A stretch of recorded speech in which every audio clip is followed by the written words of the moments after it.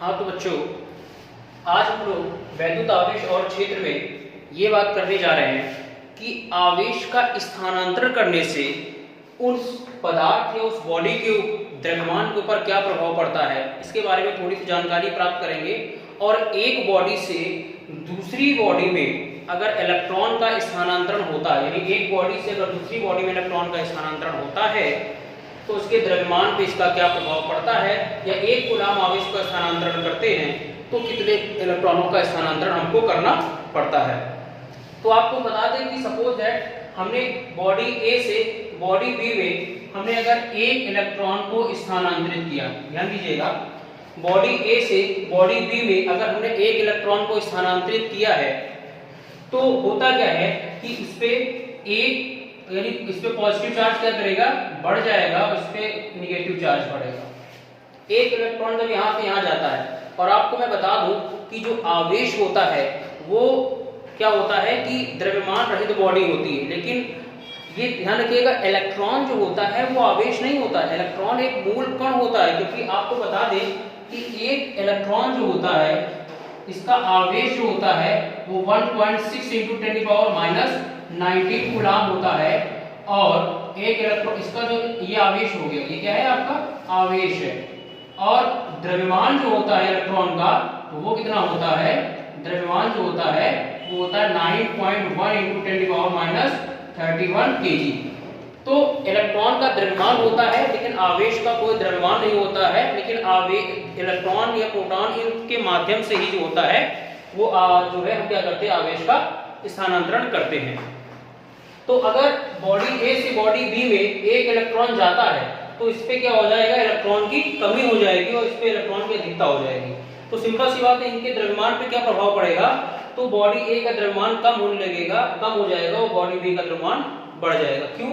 क्योंकि एक इलेक्ट्रॉन के स्थानांतरण करने से इस पे 9.1 × 10⁻31 kg का द्रव्यमान कम हो जाएगा, और इस पे 9.1 × 10⁻31 kg का द्रव्यमान जो है वो बढ़ जाएगा। इसी प्रकार से अगर हम यहाँ पे क्या करते हैं, एक ही जगह यहाँ पे हम दो इलेक्ट्रॉन स्थानांतरित करते हैं तो यहाँ पे क्या हो जाएगा, दो इलेक्ट्रॉन की कमी हो जाएगी और यहाँ दो इलेक्ट्रॉन की अधिकता हो जाएगी। इसी तरीके से 3 इलेक्ट्रॉन, 4 इलेक्ट्रॉन, 5 इलेक्ट्रॉन, धीरे धीरे अगर हम यहाँ से n इलेक्ट्रॉन का स्थानांतरण करते हैं, ठीक है, तो क्या हो जाएगा, यहाँ n इलेक्ट्रॉन की कमी हो जाएगी, यहाँ पे n इलेक्ट्रॉन की अधिकता हो जाएगी। यानी यहाँ से कितने, इसका चार्ज क्या हो जाएगा, ये यहाँ पे -Ne हो जाएगा, ये +Ne हो जाएगा, और ये क्या हो जाएगा, माइनस का Ne हो जाएगा। यानी इस पे ऋण आवेश आएगा, इस पे धन आवेश आ जाएगा। तो इसको हम बोलते हैं आवेश को क्वांटीकरण यानी क्वांटाइजेशन ऑफ चार्ज जो हम लेते हैं, Q = ±Ne। Q क्या होता है, ±Ne। प्लस का मतलब क्या हो गया कि यानी इसने इलेक्ट्रॉन दिया, क्योंकि इसके पास इलेक्ट्रॉन है तो इसने इलेक्ट्रॉन इसको दिया, इसने इलेक्ट्रॉन इससे क्या किया है, लिया है। तो Q क्या हो जाएगा, ये +Ne, ये हो जाएगा Q -Ne, यहाँ पे हो जाता है। तो ये क्या हो जाएगा, एक इलेक्ट्रॉनों की संख्याओं का यहाँ पे पढ़ाते रहते हैं, तो Q बराबर क्या हो जाता है, ±Ne होता है। इसको हम बोलते हैं आवेशों का क्वांटीकरण। ये हमारा क्या होता है, आवेशों का क्वांटीकरण होता है।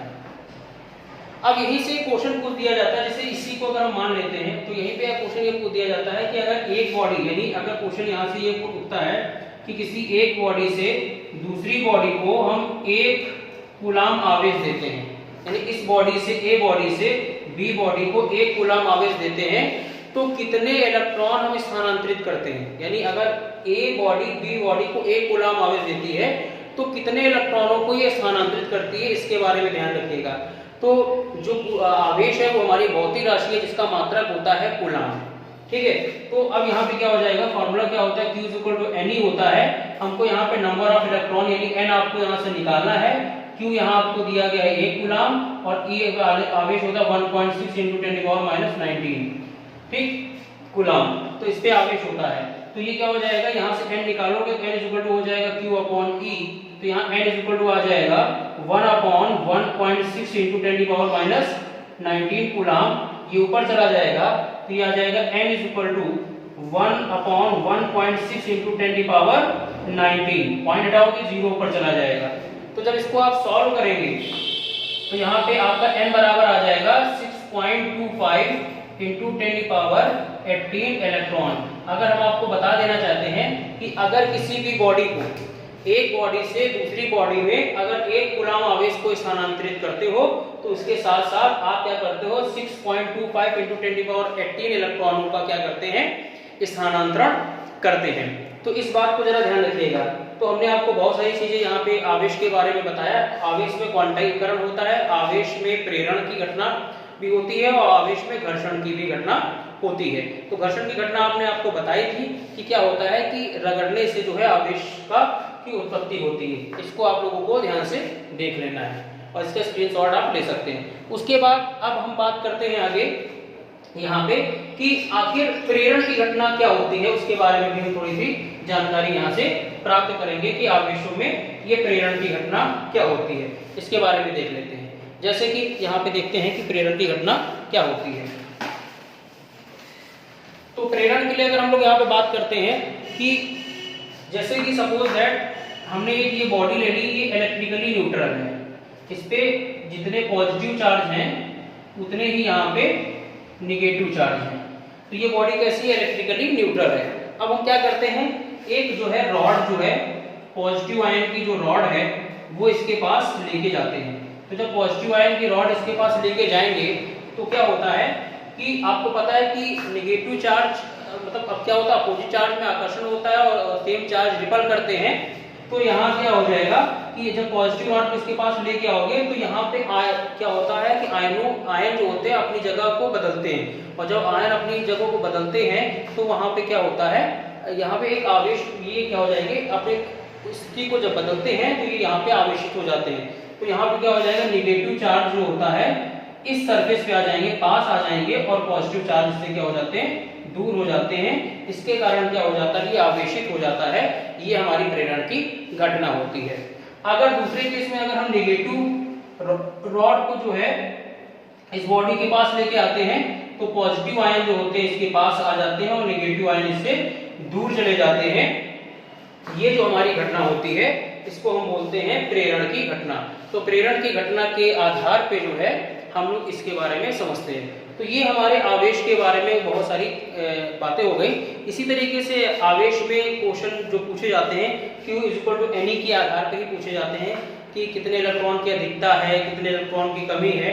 इस आधार पर हम लोग इन सारी चीजों को निकालते हैं। तो अगर आवेश में आता है कि आवेश का मात्रक क्या होता है, तो आवेश का मात्रक जो होता है वो कूलाम होता है। तो इन सारी चीजों को आपको बहुत ध्यान से समझना है कि ये प्रेरण की घटना हम लोगों ने पढ़ी है। क्वांटाइजेशन हमने आपको बता दिया, योगात्मक प्रकृति होती है ये हमने आपको बता दिया कि सिंपल एडिशन होता है, सिंपल तरीके से ये क्या करते हैं, जुड़ते और घटते हैं। ये आवेशों में घटनाएं हमारी घटित होती हैं। ये आवेश का कॉन्सेप्ट था। इसके बाद हम लोग बात करेंगे आगे कि कूलाम का नियम, क्योंकि यहाँ पे कूलाम शब्द का प्रयोग हुआ है तो फिर हम लोग यहाँ पे कूलाम के नियम को भी पढ़ेंगे। कूलाम का जो नियम होता है, हम आपको बता दें कि ये जो टॉपिक है इसमें दो कैटेगरी में हम लोग डिवाइड करते हैं, एक स्थिर आवेश, दूसरा गतिमान आवेश। स्थिर वैद्युतिकी ये हम लोग स्टैटिक जो है कंडीशन पढ़ रहे हैं, फिर हम लोग डायनेमिक कंडीशन आवेश की पढ़ेंगे। जब स्टैटिक कंडीशन होता है तो वहाँ पे केवल आवेश होता है, वहाँ पे धारा नहीं मिलती है। लेकिन जब आवेश डायनेमिक कंडीशन में होते हैं, मूव करते हैं, गति करते हैं, तो फिर वहां से हमको धारा भी मिलनी शुरू हो जाती है। तो इस स्टार्टिंग के 2-3 जो चैप्टर हैं इस यूनिट में हम लोग स्टैटिक चार्ज के बारे में पढ़ेंगे। तो जो कूलाम का नियम यहाँ पे पढ़ेंगे तो वो कूलाम का नियम जो अप्लीकेबल होता है वो केवल स्टैटिक चार्ज के लिए होता है। यानी अगर आवेश जो होते हैं आपके बिंदु आवेश हो, स्थिर अवस्था में हो, उनके लिए जो होता है हमारा कूलाम का नियम फॉलो होता है। ठीक है, तो अब हम कूलाम के नियम की भी थोड़ी सी जानकारी लेंगे। नेक्स्ट वीडियो में हम लोग देखेंगे कि कूलाम का नियम क्या होता है और कूलाम के नियम का सदिश विश्लेषण भी हम लोग वहाँ पे करेंगे। तो आज के लिए इतना ही। Thank you so much.